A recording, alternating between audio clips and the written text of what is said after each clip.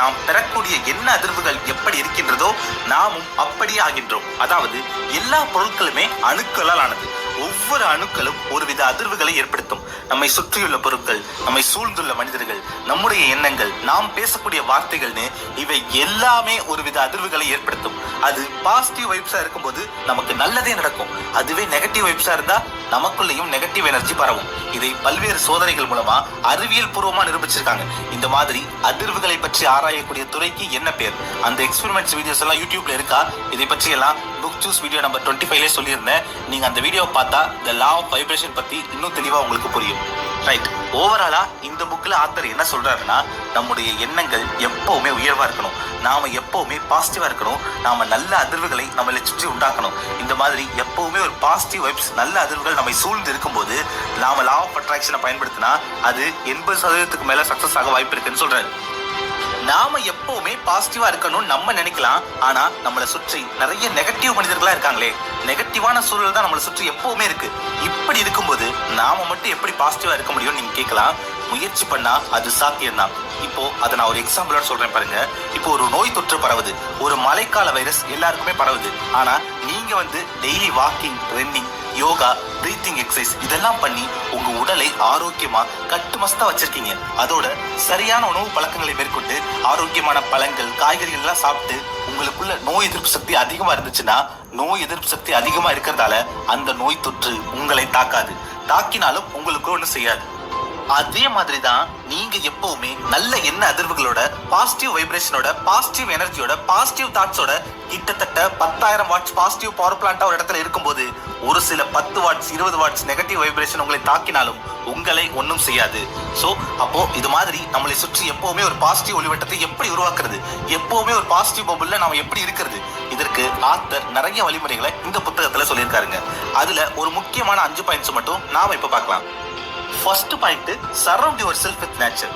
உங்க வீட்டை சுற்றி நிறைய மரம், செடி, கொடிகள் இருக்கிற மாதிரி பாத்துக்கோங்க. உங்க வீட்டுல மரம் வைக்க வாய்ப்பு இல்லைன்னா மாடி தோட்டத்தை உருவாக்குங்க. மாடியில செடிகள் வைங்க, டெய்லி அதுக்கு தண்ணீர் ஊற்றுங்க. இப்போ எப்படி ரேடியோ ஒலி அலைகளை உள்வாங்கி நம்ம வீட்டுக்குள்ள பரப்புதோ, டிவி எப்படி டிஷ்ல இருந்து ஒலி அலைகளை உள்வாங்கி நம்ம வீட்டுக்குள்ள பரப்புதோ, அதே மாதிரி மரங்கள் இந்த பிரபஞ்சத்துல இருந்து ஒரு பாசிட்டிவ் அலைகளை உள்வாங்கி நமக்குள்ள பரப்பும். மரத்துக்கிட்ட போனாலே நல்ல அதிர்வுகளை நீங்க உணர்வீங்க. இல்ல வீட்டுல மரம், செடி வைக்கவும் வாய்ப்பு இல்ல, மாடி தோட்டம் வைக்கவும் வாய்ப்பு இல்லைன்னா டெய்லி ஒரு 10 நிமிஷம் வாக்கிங் போங்க. போற வழியில ஏதாவது ஒரு மரத்தடியில நின்று டெய்லி ஒரு 3 நிமிஷம் பிரீத்திங் எக்ஸசைஸ் பண்ணுங்க. இல்ல மூச்சு ஆழமா இழுத்து மெதுவா வெளியே விடுங்க.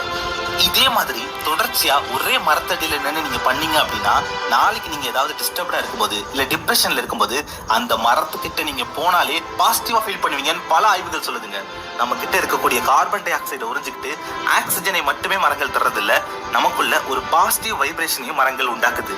அதே மாதிரி ஃப்ரீக்வெண்டாவே ஒரு 3 வாரத்துக்கு ஒரு தடவையோ, 2 மாசத்துக்கு ஒரு தடவையோ, இல்ல 3 மாசத்துக்கு ஒரு தடவையோ காட்டுக்குள்ள ட்ரெக்கிங் போறது, மலை மேல ஏறுறது, இல்ல மலை மேல இருக்கக்கூடிய கோவிலுக்கு போறது, இதெல்லாம் பண்ணுங்க. இந்த மாதிரி இயற்கை சார்ந்த இடங்களுக்கு நீங்க அடிக்கடி போகும்போது உங்களுக்குள்ள இருக்கக்கூடிய பாசிட்டிவ் எனர்ஜி பல மடங்காக பெருகும். 2வது point, take good food habits. ரொம்ப ரொம்ப முக்கியமான பாயிண்ட்டுங்க இது. நீங்கள் எதை உட்கொள்கிறீர்களோ அது உங்களை உட்கொள்கிறது. எது உங்களை உட்கொள்கிறதோ அது உங்களுடைய வாழ்க்கையை கட்டுப்படுத்துகிறது. நீங்கள் சாப்பிடக்கூடிய உணவுகளும் நீங்கள் பருகக்கூடிய திரவங்களும் ரொம்ப ரொம்ப முக்கியமானது. அவை உங்கள் உடல் மீது மிகப்பெரிய அதிர்வுகளையும் மிகப்பெரிய தாக்கத்தையும் ஏற்படுத்தக்கூடியது. நீங்க சரியான உணவுகளை சாப்பிடலன்னா உங்களால எப்படி பாசிட்டிவ் வைப்ரேஷன் உண்டாக்க முடியும்னு சொல்லுங்க. சோ எப்பவுமே ஆரோக்கியமான உணவுகளை சாப்பிடுங்க. 1949 பிரான்ஸ் நாட்டை சேர்ந்த மின்காந்த வல்லுநரான ஆண்ட்ரே சிமோனேட்டன் அப்படின்றவர் உணவுகள் மீது மின்காந்த அலைகளை பாய்ச்சி ஒரு ஆய்வை மேற்கொண்டாருங்க. அந்த ஆய்வின் மூலமா உணவுகளை 4 வகையா பிரிக்கலாம். உயர்ந்த அதிர்வு கொண்ட உணவுகள், மிதமான அதிர்வு கொண்ட உணவுகள், தாழ்ந்த அதிர்வு கொண்ட உணவுகள், எந்த ஒரு அதிர்வுமே ஏற்படுத்தாத உணவுகள்னு 4 வகையா பிரிக்கிறார். அந்த வகையில பழங்கள், வேக வைக்கப்படாத காய்கறிகள், முழு தானியங்கள், ஆலிவ், பாதாம் கொட்டை, சோயா, முக்கியமா தேங்காய் இதெல்லாம் உயர்ந்த அதிர்வு கொண்ட உணவுகள். வேக வைக்கப்பட்ட காய்கறிகள், பால், வெண்ணெய், முட்டை, தேன், நெய் இதெல்லாம் மிதமான அதிர்வு கொண்ட உணவுகள். வேக வைக்கப்பட்ட இறைச்சி, sauce, chocolate, coffee, tea, cheese, bread இதெல்லாம் தாழ்ந்த அதிர்வு கொண்ட உணவுகள்.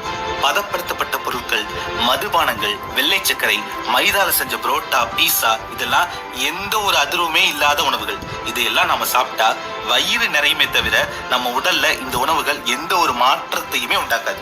மாறாக கெடுதலையும் நெகட்டிவ் வைப்ரேஷனையும் தாங்க உண்டாக்கும். நமக்கு வெளியில இருந்து யாரும் நமக்குள்ள நெகட்டிவ் வைப்ரேஷனை பாய்ச்சல, நமக்குள்ள நாமளே நம்ம நெகட்டிவ் வைப்ரேஷனை பாய்ச்சிரும். ஸோ இந்த மாதிரி உணவுகளை கம்ப்ளீட்டா அவாய்ட் பண்ணுங்க. அடுத்து நாம என்ன குடிக்கிறோன்றதுலயும் நாம ரொம்ப ரொம்ப கவனமா இருக்கணுங்க. ஏன்னா நம்முடைய உடல் 60 முதல் 70% நீரால் ஆனது. அதனால உடலுக்கு கேடு விளைவிக்கக்கூடிய மது, குளிர்பானங்கள் இதையெல்லாம் நம்ம சாப்பிடவே கூடாது. இதை விடுங்க, ஏன் ஜூஸ், பழச்சாறுகள்ல கூட பெரிய பாசிட்டிவ் வைப்ரேஷன்லாம் இல்லை. ஏன்னா ஒரு குறிப்பிட்ட வெப்பத்துல அந்த பழங்கள் மிக்சியில அரைபடும் போதே அதுல இருக்க சத்து போயிடுது. மேலும் அந்த ஜூஸ்ல இனிப்புக்காக வெள்ளை சர்க்கரை இதெல்லாம் நம்ம சேர்க்கும் போது அது நெகட்டிவ் வைப்ரேஷன் தான் நமக்குள்ள உண்டாக்கும். பழச்சாறுகளுக்கே இந்த நிலைனா குளிர்பானங்கள், மதுவெல்லாம் சாப்பிடும்போது யோசிச்சு பாருங்க. இதனால கண்டிப்பா இதையெல்லாம் அவாய்ட் பண்ணுங்க. முடிந்தவரை சுத்தமான தண்ணீர் மட்டுமே நிறைய அருந்துங்க. தண்ணியில இருந்து தான் அதிக அளவு பாசிட்டிவ் வைப்ரேஷனை நம்ம பெற முடியும். 3வது பாயிண்ட், எக்ஸ்பிரஸ் கிராட்டிடியூட். நன்றி உணர்வை வெளிப்படுத்துங்க. தினமும் காலையில எழுந்ததும் ஒரு 10 நிமிஷம் நம்ம கிட்ட என்னென்னலாம் இருக்கோ அதையெல்லாம் நினைச்சு இதையெல்லாம் எனக்கு கொடுத்த கடவுளுக்கும் பிரபஞ்சத்துக்கும் நன்றின்னு நன்றியை வெளிப்படுத்துங்க. அவை உங்களுக்குள்ள ஒரு பாசிட்டிவ் வைப்ரேஷனை கண்டிப்பா உண்டாக்கும். டெய்லி காலையில எழுந்திரிச்சு ஸ்கூல் போய் படிக்கணுமான்னு ஸ்கூல் போறதை குறை சொல்றதுக்கு முன்னாடி டெய்லி காலையில எழுந்து டீ கடைக்கு வேலைக்கு போற குழந்தைகளை நினைச்சு பாருங்க. உங்க உடல் குண்டாயிட்டே போதேன்னு நினைச்சு கவலைப்படுறதுக்கு முன்னாடி சாப்பாடே கிடைக்காம எவ்வளவு பேர் இருக்காங்கன்னு யோசிங்க. உங்களோட வேலையை பற்றி குறை சொல்றதுக்கு முன்னாடி இந்த வேலை கூட கிடைக்காம இன்னும் எத்தனை பேர் இருக்காங்கன்னு யோசிச்சு பாருங்க. உங்களோட வீட்டை சுத்தம் செய்யணுமே அதை பத்தி கவலைப்படுறதுக்கு முன்னாடி குடியிருக்க வீடே இல்லாம இந்த மழைக்காலத்துல வாழ்ந்துட்டு இருக்க மக்களை யோசிச்சு பாருங்க. இவங்களையெல்லாம் நம்ம எண்ணி பார்த்தாதான் நாம எவ்வளவு வசதியானவங்க, நம்ம கிட்ட என்னென்னலாம் இருக்கு நமக்கே புரிய ஆரம்பிக்கும். அவ்வளோ ஏங்க, உங்க கையில ஒரு நல்ல போன் இருக்கு, டெய்லி அதுல வீடியோஸ் பார்க்க, விளையாட அன்லிமிட்டட் டேட்டா இருக்கு. இது உங்ககிட்ட இருந்தாலே இந்த உலகத்துல உள்ள 40% பணக்காரங்கள்ல நீங்களும் ஒருத்தர். இன்னமும் இந்த உலகத்துல உள்ள 60% மக்களுக்கு ஒரு நல்ல போன் அப்படின்றது பெரிய கனவாகவும், போன் இருந்தாலும் அதுல இன்டர்நெட் வசதி இன்னும் போய் சேராம தான் உலகம் முழுக்க 60% மக்கள் இருக்காங்கன்னு ஒரு ஆய்வு சொல்லுது. இப்ப புரியுதா நீங்க எவ்வளவு வசதி படைத்தவங்கன்னு? இந்த மாதிரி உங்ககிட்ட என்னென்னலாம் இருக்கு, இதுவரை உங்களுக்கு என்னென்ன நல்ல விஷயங்கள் நடந்திருக்குன்னு ஒரு பேப்பர்ல எழுதுங்க. டெய்லி அதை படிக்கும்போது உங்களுக்குள்ளேயே ஒரு பாசிட்டிவ் வைப்ரேஷன் கண்டிப்பா உண்டாகும். 4வது பாயிண்ட் என்னன்னு பாக்குறதுக்கு முன்னாடி ஒரு கொஸ்டின். உங்க லைஃப்ல நீங்கள் அதிகம் விரும்பக்கூடிய, அதிக முக்கியத்துவம் வாய்ந்த ஒரு 5 பேர் பேரையோ இல்ல ஒரு 3 பேர் பேரையோ மனசுல நினைச்சுக்கோங்க. நினைச்சிட்டீங்களா? இதுல யாராவது உங்களோட பேரை ஃபர்ஸ்ட் எழுதியிருக்கீங்களா? யாருமே எழுதியிருக்க மாட்டோம். அதுதாங்க 4வது point. Love your self first. என்னது, என்ன நானே நேசிக்கணுமா? இது ஒரு மாதிரி சுயநலமா, தன்னலமா இருக்காதான்னு நீங்க கேட்கலாம். இப்ப இந்த உலகத்துல நீங்க யாரோட அதிகமான நேரத்தை செலவிட போறீங்க? உங்க பேரண்ட்ஸோடையா, உங்க லைஃப் பார்ட்னரோடையா, உங்க குழந்தைகளுடையா? இல்ல, இந்த உலகத்துல நீங்க உங்களோட மட்டும்தான் அதிக நேரத்தை செலவழிக்கிறீங்க. சோ நீங்க உங்களுக்காக நேரம் செலவழிங்க, உங்களுடைய மகிழ்ச்சிக்காக நேரம் செலவழிங்க, உங்களோட சந்தோஷத்துக்காக நேரம் செலவழிங்க, உங்களுக்காக சில விஷயங்களை செஞ்சுக்கோங்க. இப்படி உங்களை நீங்களே ஹாப்பியா வச்சுக்கிட்டாதான் உங்க கூட இருக்கிறவங்களையும் உங்களால ஹாப்பியா வச்சுக்க முடியும். இப்படி உங்களுக்காக வாழாம, உங்களுக்காக எதுவுமே செஞ்சுக்காம ஒரு தியாகி போல வாழ்ந்தீங்கன்னா நாளடைவுல அது உங்களுக்குள்ளேயே ஒரு வெறுமை உணர்வை உண்டாக்கி நெகட்டிவ் வைப்ரேஷனை தான் ஏற்படுத்தும். டெய்லி உங்களுடைய சாதனைகளை கொண்டாடுங்க. சாதனைனா பெரிய செலிபிரிட்டியா மாறுறதோ, நிறைய பணம் சம்பாதிக்கிறதோ மட்டும் சாதனை இல்லை.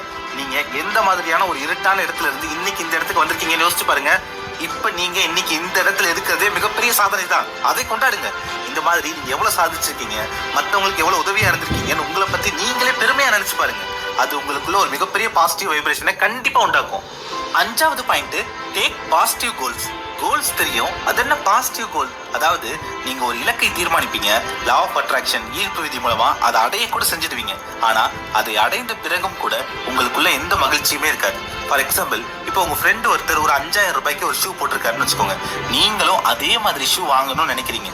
லா ஆஃப் அட்ராக்ஷன், ஈர்ப்பு விதியை பயன்படுத்தி சில வாரங்கள்ல பணம் சேர்த்து அதை வாங்கவும் செஞ்சிடுறீங்க. ஆனா அதை அடையும் போது உங்களுக்குள்ள பெருசா எந்த சந்தோஷமே இருக்காது. இப்போ அதே போல இப்படி மாத்தி நினைச்சு பாருங்க.